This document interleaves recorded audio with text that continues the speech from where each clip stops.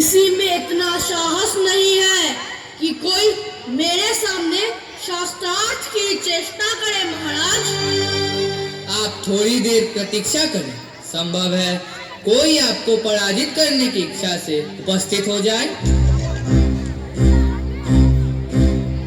महाराज का कल्याण हो। महाराज, एक 12 वर्षीय बालक आपकी सभा में उपस्थित होने की अनुमति चाहता है। 12 वर्षीय बालक, वह क्या चाहता है? महाराज, वह राज पंडित वंदन मिश्र से शास्त्रार्थ करने की अनुमति चाहता है। क्या वह राज पंडित वंदन मिश्र से शास्त्रार्थ करेगा? क्या वह राज पंडित द्वारा घोषित नियम नहीं जानता कि अगर वह पराजित होता है तो उसे नदी में डुबो दिया जाएगा?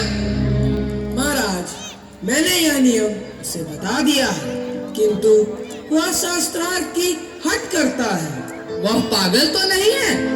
महाराज, वह पागल तो नहीं, किंतु वह 8 स्थानों से टेढ़ा है।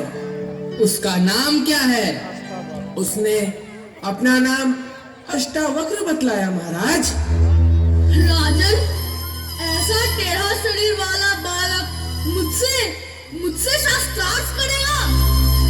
महाराज, पंडितों के मन में यह जिज्ञासा है कि वह बालक कौन है और कैसा दिखता है। यदि आ गया हो तो उसे बुलवा लिया जाए। ठीक है, उसका अपमान नहीं होना चाहिए। प्रहरी, उसे भेजो। जी महाराज, जो आज्ञा।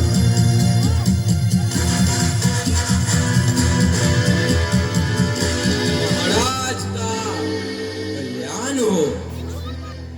स्वागत है ब्राह्मण कुमार।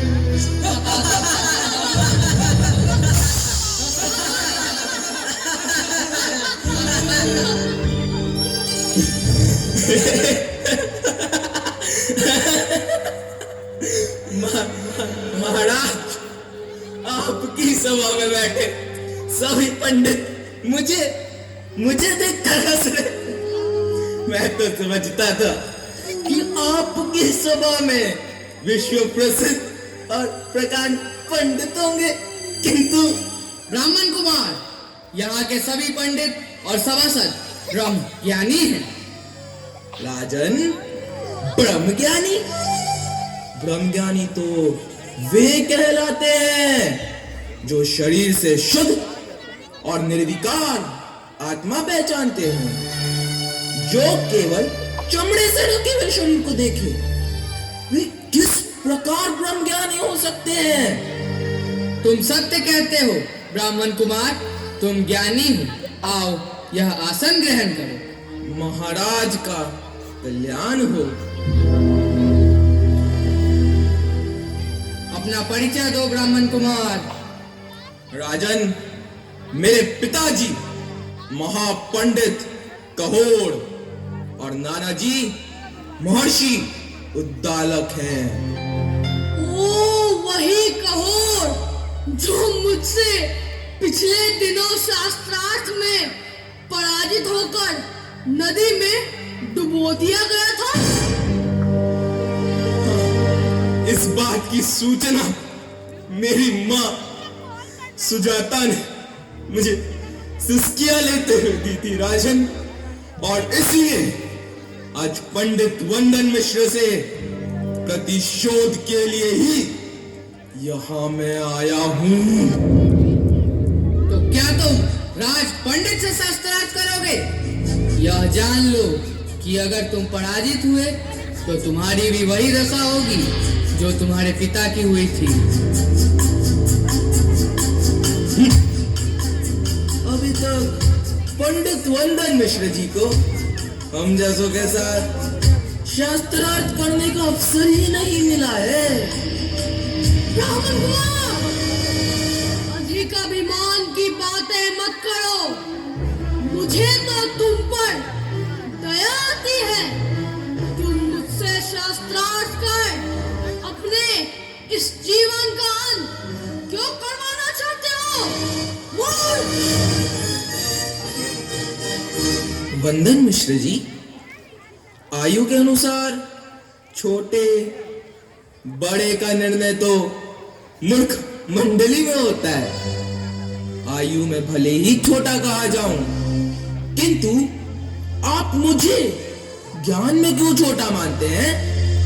फलों से लदा हुआ एक छोटा सा वृक्ष फल रहित लंबे वृक्ष से कहीं अधिक प्रिय होता है।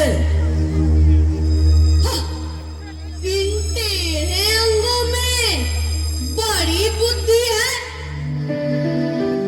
मेरे टेढ़े अंग तो मेरे पूज्य पिताजी के वरदान से ही हैं।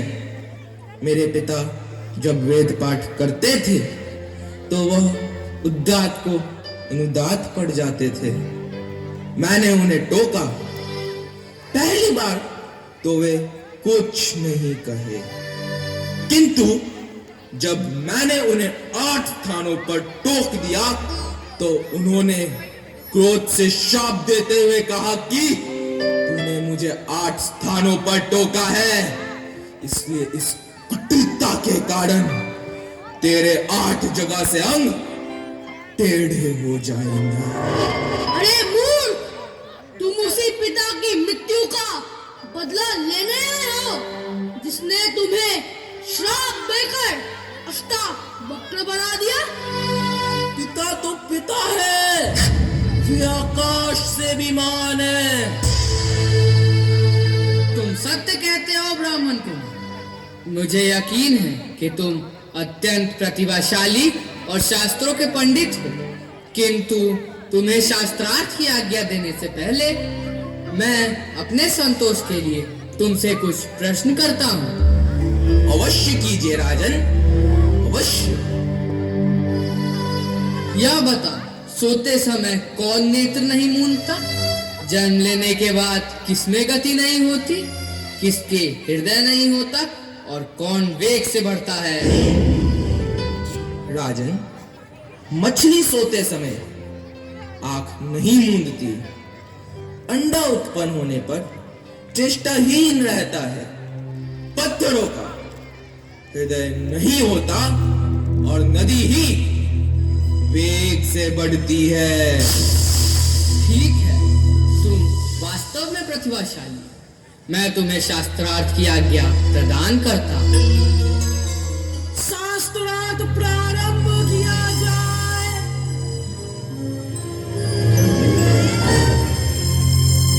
संपूर्ण जगत को प्रकाशित करने वाली अग्नि एक है, शत्रुओं को नष्ट करने वाले देवराज इंद्र ही एक है।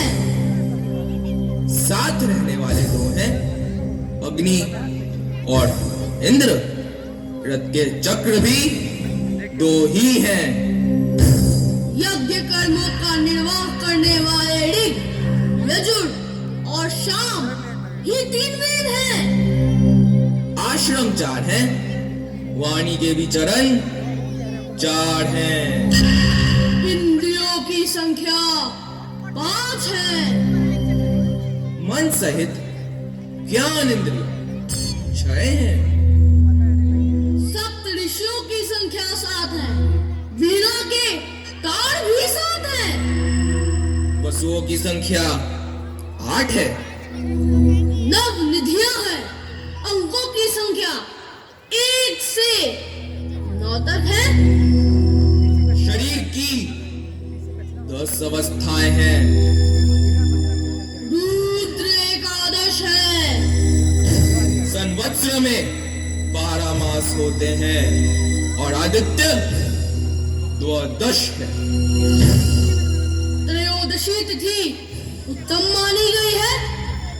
चतुर्दश इंद्र है, चतुर्दश भुवन है, चतुर्दश मनु है, चतुर्दश यम है, चतुर्दश रत्न है, चतुर्दश विद्याएं हैं, पंचदश तिथियां हैं।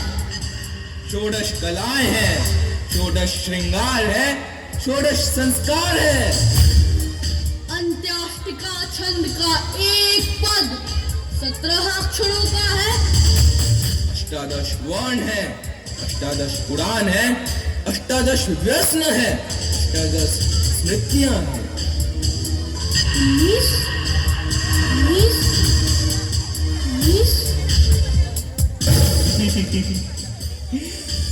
आप उत्तर नहीं दे सके वंदन मिश्र जी।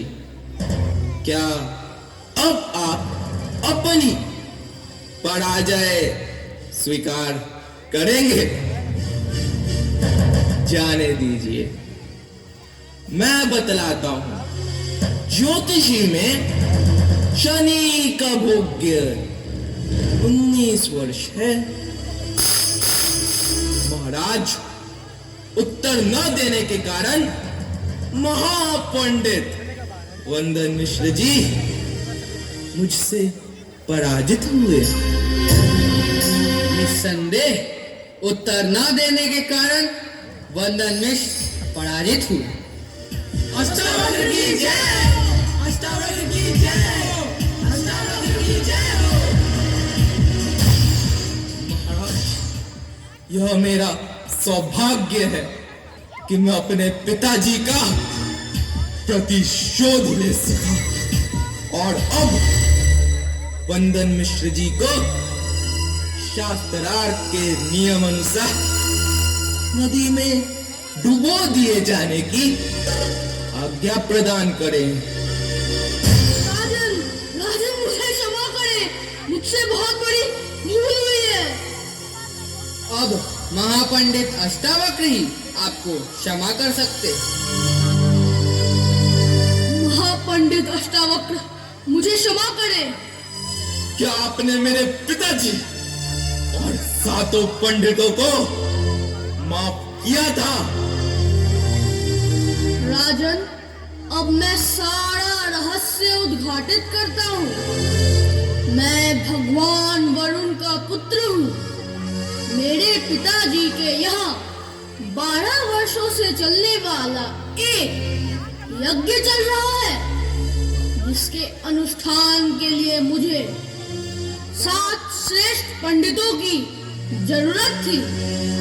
नदी में डुबो देने के बहाने मैंने उन पंडितों को उस वरुण यज्ञ में भेज दिया था। राजन, वे सभी वरुण यज्ञ में आहुति डालकर आते ही होंगे। यदि ऐसी बात है तो जाओ, उन्हें लेकर आओ। महाराज की जो आज्ञा।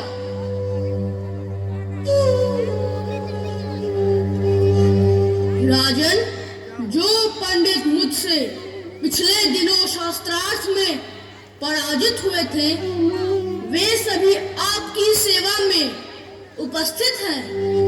मेरा अपराध क्षमा करें राजन।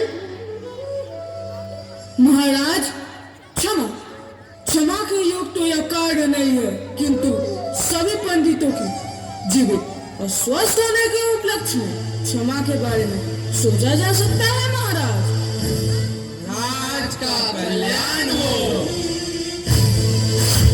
महाराज, मैंने सुना है मेरे पुत्र अष्टावक्र ने श्री आचार्य वंदन मिश्र को परास्त कर मेरी हार का प्रतिशोध ले लिया है। राजन, हाँ, वही अष्टावक्र जिसको आपने श्राप देकर 8 स्थानों से टेढ़ा कर दिया था। वंदन मिश्र जी, आपको एक पुत्र और पिता के बीच में बोलने का कोई अधिकार नहीं। हाँ अष्टावक्र, तुम मस्तिष्क से जितने प्रखर, हृदय से उतने ही निर्मल। मैं तो यह कामना करूं कि पूरे भारतवर्ष में हर एक पिता को तुम्हारे जैसे संतान की प्राप्ति हो, क्योंकि तुम्हारे जैसे संतान से ही पिता कृतार्थ होता है। प्रभु, प्रभु मुझे शक्ति दे कि मैं आपके वरदान और शाप दोनों को एक समान रूप से ग्रहण करने में समर्थ रहूं। महाराज, जब मैंने वरुण के यज्ञ में आहुति डाली तो भगवान वरुण ने मुझसे कहा, यदि तुम और तुम्हारा पुत्र समंगा नदी में स्नान करे तो वह एक सुंदर और सुडौल ब्राह्मण कुमार बन जाएगा।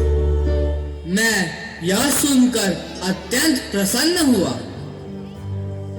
तो राजन, कृपया आज्ञा दे, मैं और मेरा पुत्र अष्टावक्र समंगा नदी में स्नान करने जाएं। अवश्य। स्वस्थ होने के उपरांत आप हमारी सभा में आने का कष्ट करें।